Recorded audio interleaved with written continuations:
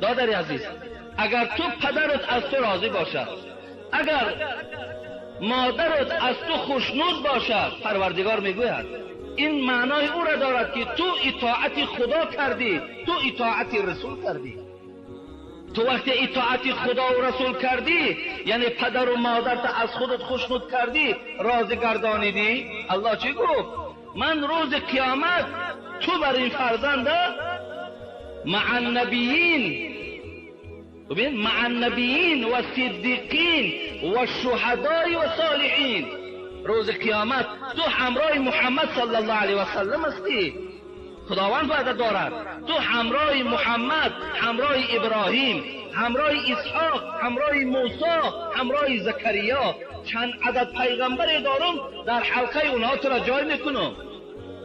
وقتی تو اگر پدر و مادرت احترام